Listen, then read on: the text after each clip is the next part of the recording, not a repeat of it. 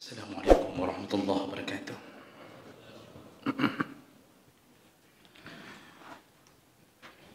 Alhamdulillahi rabbil alamin. Wa bi ni'matihi tatimmu shalihat. Asyhadu an la ilaha illallah wahdahu la syarika lah.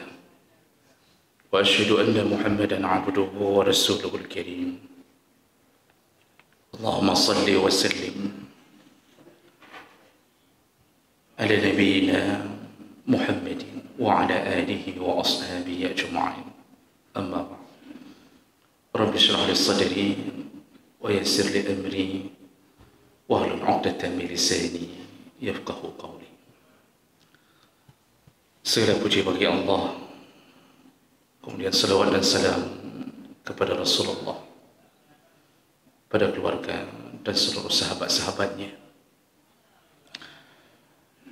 Jemaah salat subuh yang Allah muliakan, insyaAllah, di pertemuan kita sebelumnya kita sudah membahas salah satu daripada dosa besar, yaitu menunda-nunda membayar hutang. Dia membayar hutangnya tetapi menundanya ketika dia sudah mempunyai harta untuk membayar. Dan saking terlaknatnya perbuatan ini sampai Rasulullah mengatakan diizinkan untuk membicarakannya kepada orang lain.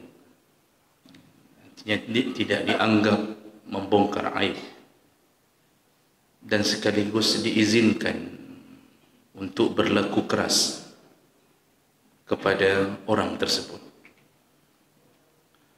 Baik, kita sambung dosa berikutnya, yaitu aklu malil yatim,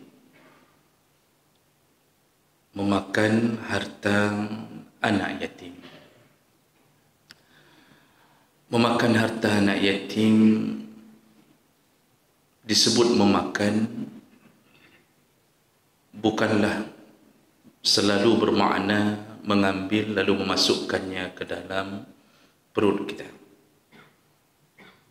Karena Allah gunakan kata memakan dalam semua perkara yang sifatnya mengambil, menghabiskan, walaupun tidak langsung dijadikan makanan.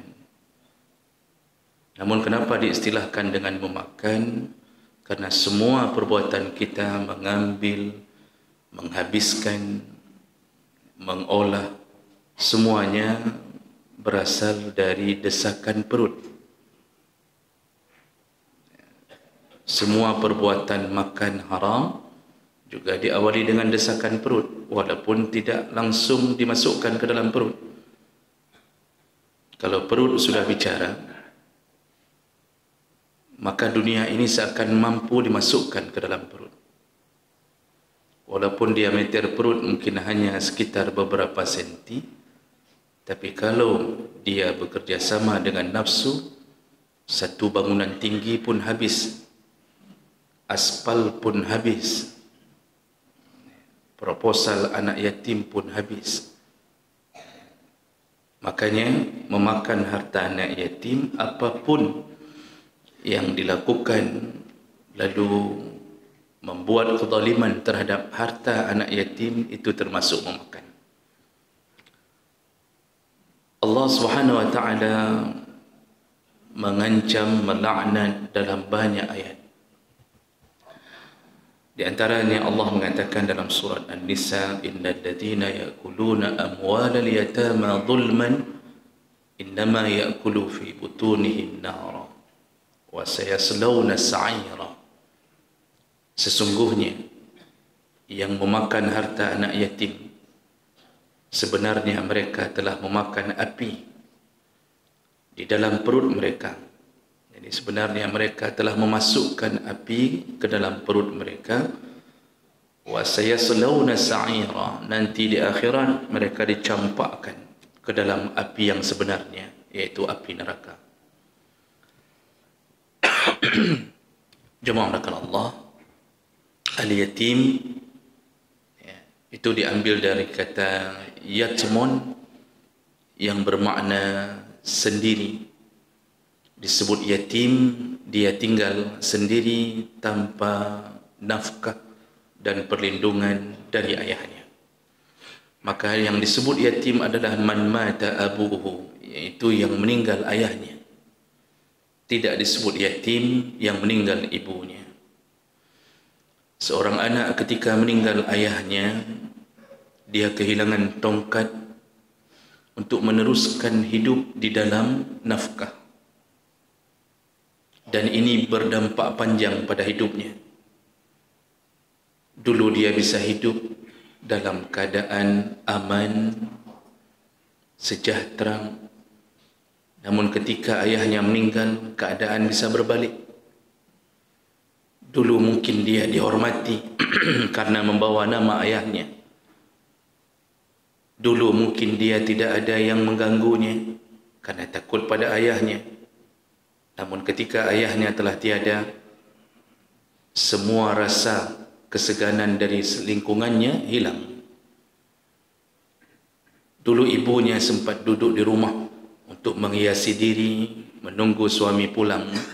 Tapi ketika ayahnya tiada, maka ibunya pun ikut mencari nafkah. Maka hilanglah kasih sayang dari seorang ibu akibat kehilangan yang mencari nafkah. Maka dampak kepada anak yatim adalah dampak panjang. Itu belum lagi orang-orang yang diberikan tanggungjawab oleh Allah untuk memelihara anak yatim, mereka ingkar janji dengan Allah. Siapa mereka? Yaitu para wali-wali dari anak yatim tersebut, dari pihak ayahnya. Allah Subhanahu wa taala telah menggariskan sebuah tanggungjawab ketika Allah menyebutkan wa 'alal warisi mislu dzalik, kepada orang yang menjadi ahli waris dia punya tanggungjawab yang sama. Itu ayat itu bicara tentang siapa yang bertanggung jawab terhadap anak yatim. Wa 'alal waris, yaitu orang-orang yang menjadi wali dari anak tersebut. Seorang ayah meninggal, yang paling bertanggung jawab menanggung nafkah bukanlah istri, bukan ibu dari anak yatim tersebut, tetapi kakeknya, yaitu ayah dari ayahnya. Kalau ayah dari ayahnya tiada, maka diteruskan nafkah itu oleh abang ayahnya atau adik ayahnya. Begitu dalam syariat, bukan istri. Hari ini begitu banyak orang-orang yang bersaudara kepada seseorang,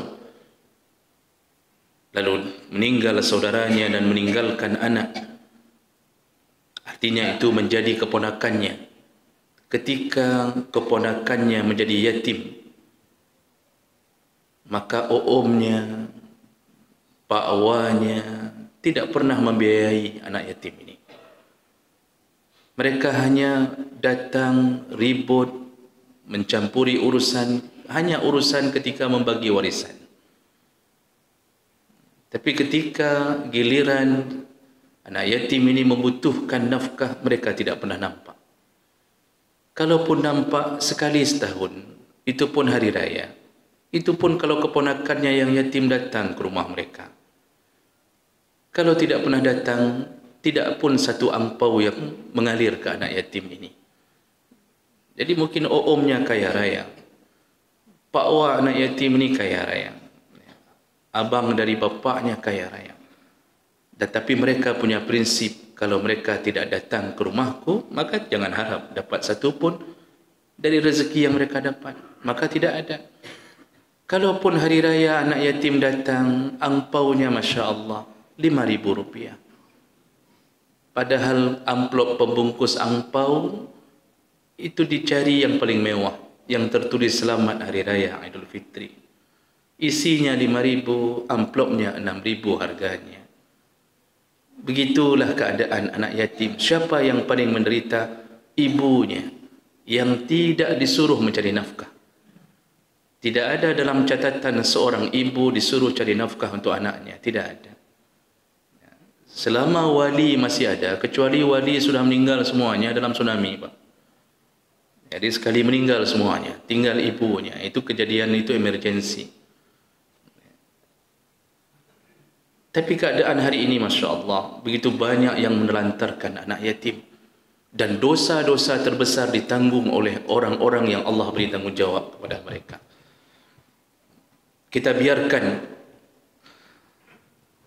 anak yatim ini hidup di dalam ketidakpastian. Disitulah Allah mengatakan, Ra'aita allazi yukazzibu biddin, fazalika allazi yad'ul yatim.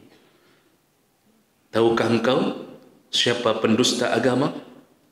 Salah satunya adalah yad'ul yatim, yang membiarkan anak yatim menderita. Dan ini dosa terbesar ditanggung oleh orang yang diberi tanggungjawab nafkah. Kenapa Allah mengatakan pendusta agama? Karena orang yang tidak mau pelihara anak yatim, mereka juga tidak yakin bahawa memelihara anak yatim akan dibalas oleh Allah dengan surga. Mereka tidak yakin itu. Maka mereka biarkan keponakannya yang yatim. Tidak ada uang SPP, tidak disekolahkan, tidak ada uang jajan, tidak ada apapun. Padahal dia hidup dalam berkecukupan.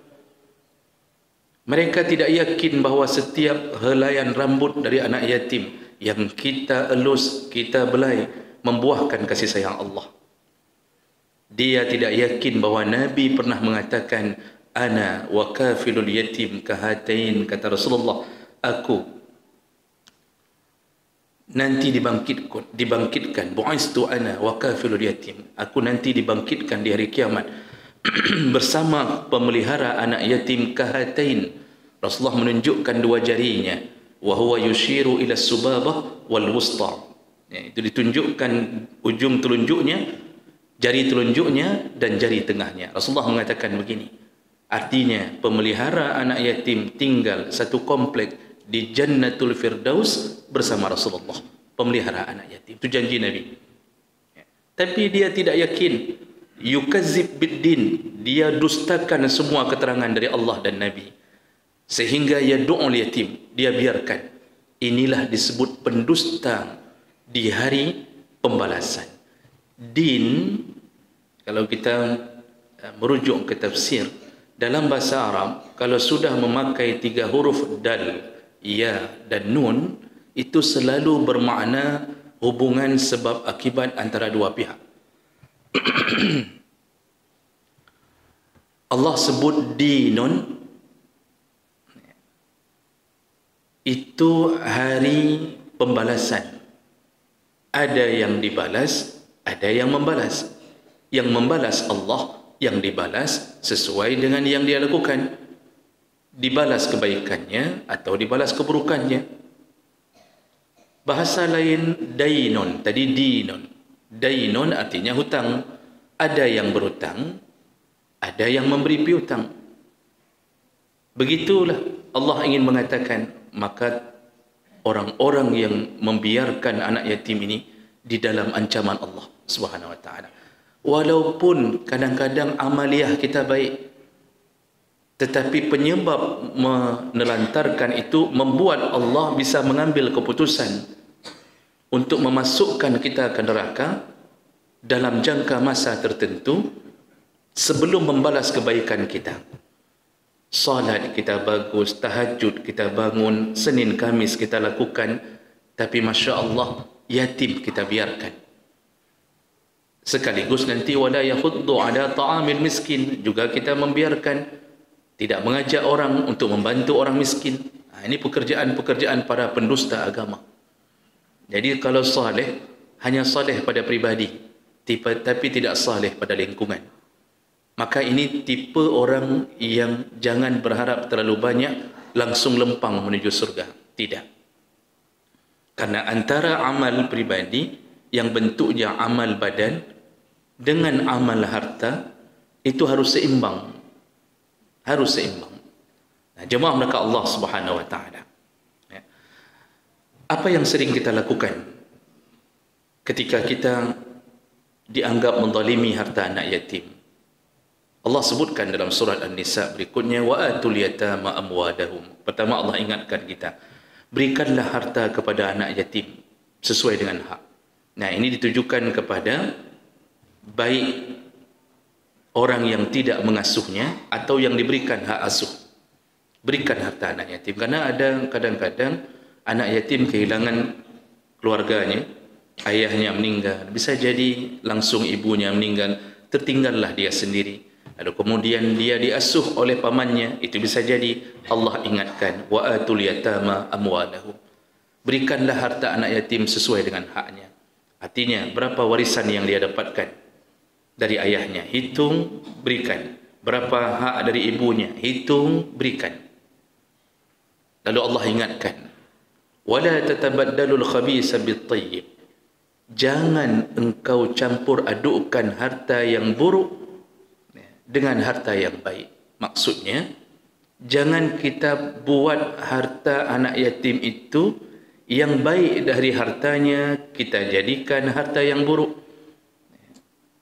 Dia dapat warisan yang sah, lalu kita gunakan uang itu, kita jadikan sebagai modal pekerjaan kita yang haram, lalu kita kembalikan lagi kepada anak yatim itu. Jangan diolah harta anak yatim itu, jangan diolah, kata Allah. Jangan mentang-mentang tidak ada ayah dan ibunya, tidak ada yang kita takuti, lalu kita jadikan harta mereka suka-suka kita. Kita campur adukkan dengan harta halal dan haram. Ini peringatan Allah pertama. Dan ini sering terjadi, yaitu orang-orang yang diberikan hak perwalian untuk anak yatim, dia gunakan harta itu untuk kepentingan dirinya sendiri, dalam bisnis dirinya sendiri. Lalu dia kembalikan dalam keadaan sudah bercampur baur dengan harta yang haram. Lalu Allah ingatkan lagi, wala ta'kulu amwalakum ila amwalikum wala ta'kulu amwalahum ila amwalikum. Jangan engkau campurkan hartamu dengan harta mereka. Ini dalam beberapa kasus pengasuh anak yatim mengambil harta anak yatim lalu dicampur adukkan dengan hartanya, sehingga tidak jelas berapa hak anak yatim, berapa yang hak dia lakukan. Jemaah melakukan Allah Subhanahu wa taala. Allah ingatkan dalam banyak ayat tentang masalah anak yatim itu, kalaupun seandainya kita makan, maka makanlah dengan cara yang baik, kata Allah. Bagaimana yang disebut dengan ma'ruf, makan dengan cara yang baik? Kebetulan mungkin kita sendiri sebagai pamannya miskin, dititipkanlah anak yatim pada kita. Ini contoh, kalau dulu masa Nabi banyak sekali, ya, dititipkan anak yatim kepada ahli keluarga yang kebetulan miskin, maka disebut dengan ma'ruf, ya, makanlah dengan cara yang baik. Boleh ambil, tapi dianggap hutang, catat sendiri, ambil, lalu tulis bahwa ini hutang. Ketika kita sudah punya uang, bayarkan kembali harta anak yatim tersebut. Atau cara kedua, kata para ulama, boleh ambil, tapi kemudian dicukupkan sesuai dengan kerja dia. Artinya kalau dia miskin, maka makan sedikit disesuaikan dengan keringat, karena dia harus cari nafkah.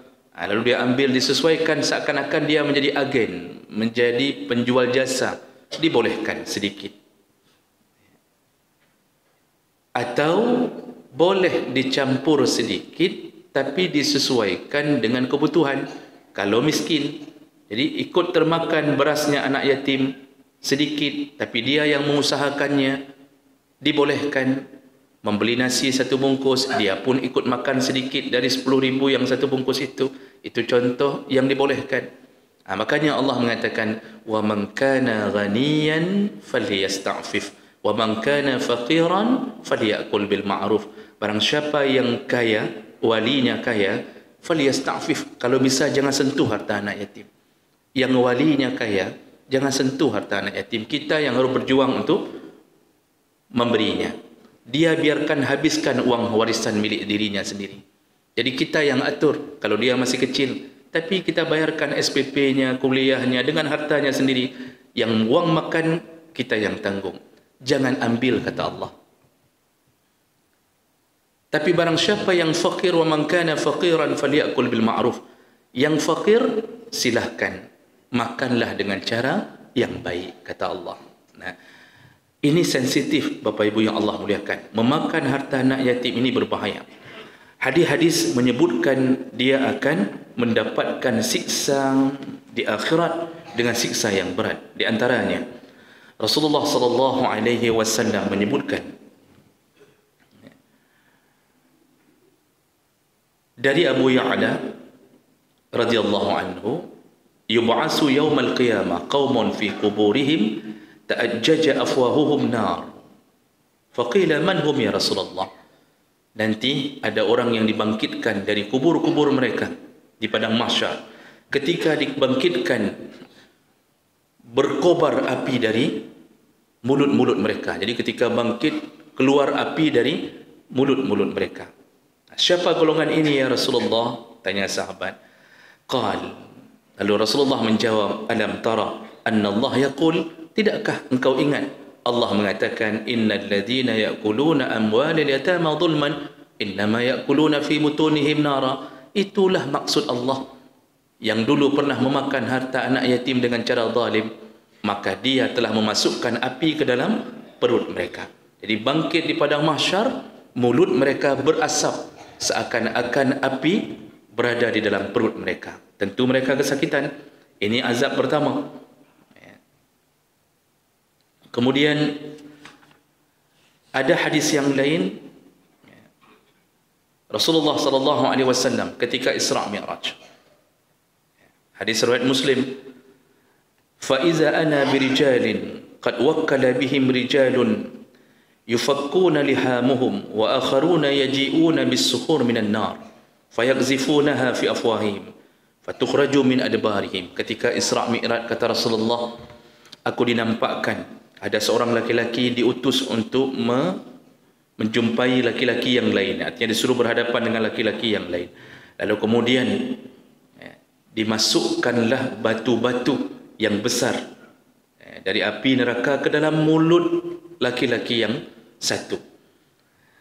Lalu kemudian fatukhraju min adbarihim, dikeluarkanlah batu itu dari dubur-dubur mereka. Jadi batu-batu neraka dimasukkan ke dalam mulut, kata Rasulullah, lalu berceceran keluar dari dubur mereka. Saya rasa tidak susah untuk keluar dari dubur kalau batu neraka. Itu kisah Ashabul Fil saja, yang batu yang dibawa oleh burung sebesar kacang hijau tembus dari kepala sampai ke dubur. Apalagi ini sengaja dimasukkan ke dalam mulut. Keluar sendiri, tidak perlu dikeluarkan. Yang susah keluar itu batu ginjal, ekreh, yang susah hidup. Tapi kalau tingkat batu neraka, Masya Allah, maka jemaah mulakan Allah, berhati-hatilah dalam urusan ini. Juga dalam hadis yang lain, dalam hadis yang tadi disebutkan, lalu ketika aku melihat pemandangan itu, faqultu ya Jibril, man haula? Wahai Jibril, siapakah mereka? Qal, alladzina ya'kuluna amwalal yatama zulman innama ya'kuluna fi butunihim nara. Itulah mereka yang Allah sebutkan dulu. Di dunia mereka memakan harta anak yatim, maka seperti memakan api di dalam perut mereka. Dalam hadis yang lain, Rasulullah juga mengatakan ada satu golongan, bibir mereka dibesarkan seperti bibir unta, lalu kemudian dimasukkan ke dalam mulut mereka batu-batuan dari api neraka, lalu kemudian keluarlah dari dubur-dubur mereka. Dan aku bertanya kepada Jibril, siapa mereka? Jawabannya sama. Semua hadis-hadis ini sahih.